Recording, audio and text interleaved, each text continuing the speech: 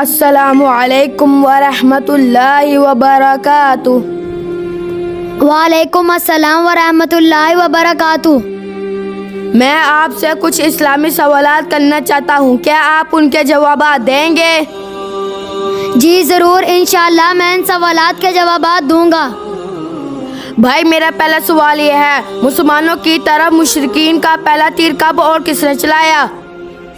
2 سن ہجری کو حضور اکرم صلی اللہ علیہ وسلم نے عبیدہ بن حارث کو 60 مہاجرین کے ساتھ ایک مہم پر روانہ کیا۔ اس کو سریہ عبیدہ بن حارث کہتے ہیں۔ سنیلۃ المرہ کے پاس قریش کو ایک بھاری جماعت کے ساتھ ملا، جس کا سردار اکرمہ بن ابو جہل تھا۔ سعد بن ابی وقاص نے مشرکین پر تیر چلایا، یہ تیر مسلمانوں کی طرف سے مشرکین پر چلا۔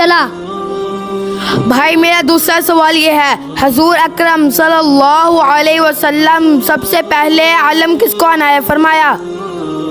حضور اکرم صلی اللہ علیہ وسلم نے غزوہ ابواء سے واپس آتے ہوئے مدینہ پہنچنے سے پہلے حضرت حمزہ کو 30 سواروں کے ساتھ مقام عیس کی جانب روانہ کیا اور ایک عالم بھی عنایت فرمایا، اس کا رنگ سفید تھا۔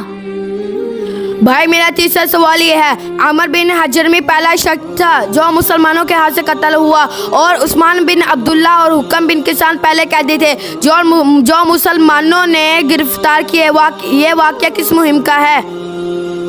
سریہ عبداللہ بن حبش۔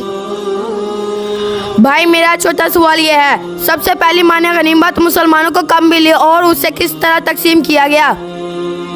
روز 2 رجب 2 ہجری کو آپ صلی اللہ علیہ وسلم کو سریہ عبداللہ بن حبش کو پہلی غنیمت ملی۔ اس کے 5 حصے کیے گئے، 4 حصے مجاہدین کے اور 1 آپ صلی اللہ علیہ وسلم کا۔